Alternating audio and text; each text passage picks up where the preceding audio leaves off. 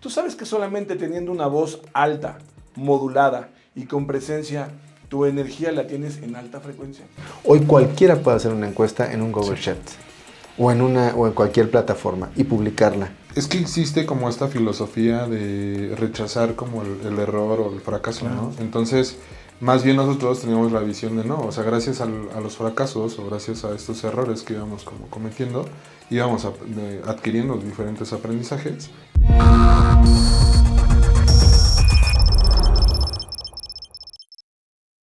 Tú sabes que solamente teniendo una voz alta, modulada y con presencia, tu energía la tienes en alta frecuencia. O sea, Imagínate. si hablo más alto... Estás en una alta frecuencia. ¿Por qué? Porque tu voz es la resonancia de tu cuerpo y tu cuerpo resuena el agua interior que llevas dentro.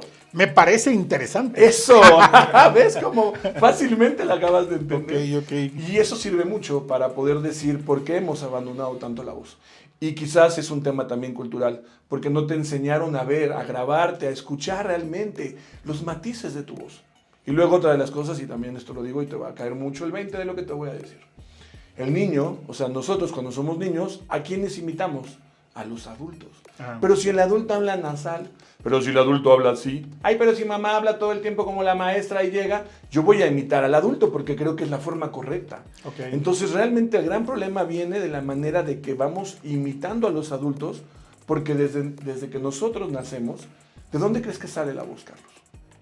No tengo idea. La voz sale del estómago. Ok, ya te entendí. Okay.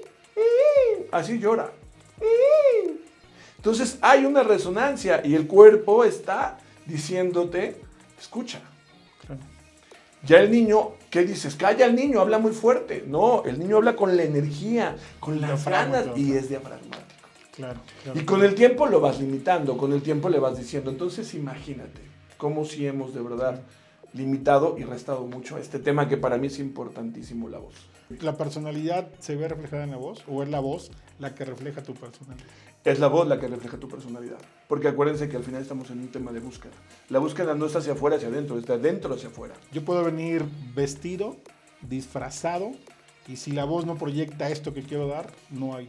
No importa tu apariencia, Okay. no importa si estás en pants, no importa si traes el mejor traje, si traes el mejor auto. Lo que importa es que de tu voz internamente la proyectes externamente y que te creas de lo que estás hablando. Claro. Entonces, ¿cuál es este arquetipo ideal desde la voz del político y cómo consideras la voz del presidente Andrés Manuel? No, pues me tienes que poner unos guarros atrás para que yo te conteste eso. Me vas a tener que mirar. No, ya está en el rancho. Ya No, está en el rancho. en el rancho. Ya está en la sí.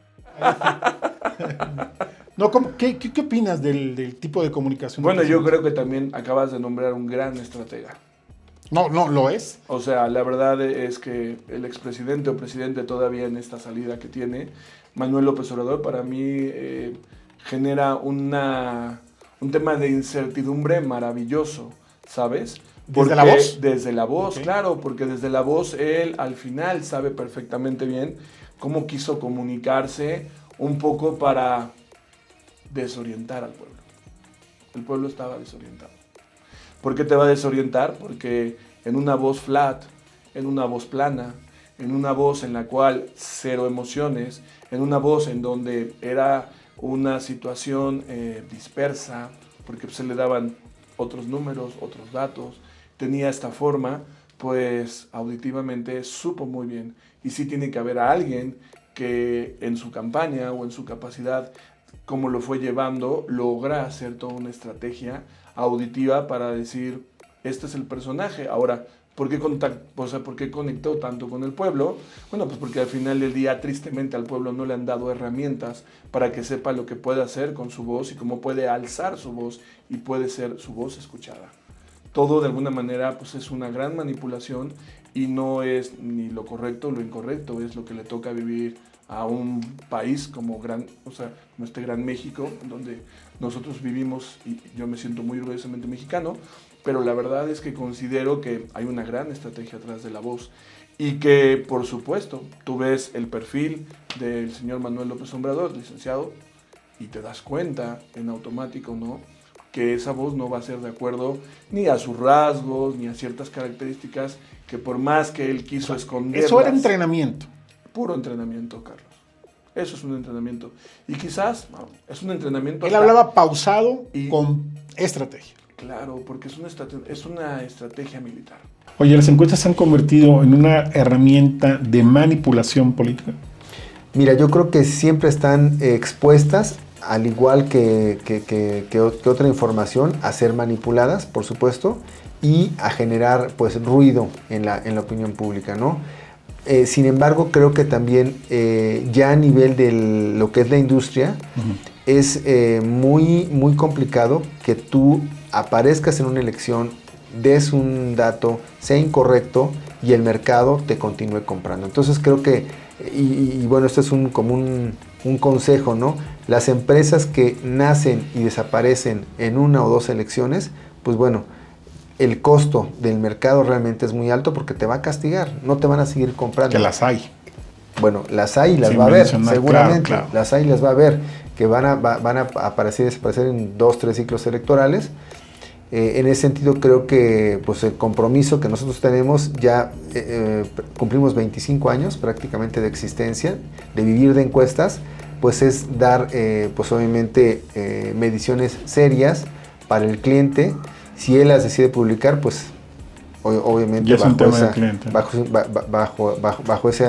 bajo ese entendido, pero sí comprometernos con pues no prestarnos a manipular la información, ¿no? La agrupación social, los emprendedores sociales, ¿ha rebasado a los políticos? ¿No? Te Yo lo pongo. creo O todavía hay mucha apatía social en donde esta figura de emprendedor social todavía no se termina de consolidar como tal. O sea, Yo creo que todavía no se termina de consolidar, o sea, no se ha terminado de consolidar ni al 100% el emprendimiento, Ajá. ni el emprendedor social, ¿no? Ajá.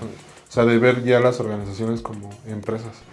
Y al político, yo creo que el político ya es como un partner estratégico, o sea, también como socios clave. Coincido. Por ejemplo, y volviendo a este ejemplo, sí encontramos ciertos políticos que sí fue como, ok, podemos hacer la modificación en el bando municipal, pero aquí el desafío era cómo lo justificas. Entonces, mediante tratados internacionales, se justificó una modificación al bando municipal, cosa que jamás en la vida se había hecho, al menos en Toluca, ¿no? Que es una figura municipal. Entonces logramos, hoy en día está prohibido quemar pirotecnia en Toluca, la venta, almacenamiento y quema de pirotecnia es una falta administrativa. Pero pongo este ejemplo porque en realidad creo yo que la máxima de toda figura social tiene que ser la creación de políticas públicas. Y eso implica la profesionalización de la misma organización. Descifrando con Carlos Lorenzana.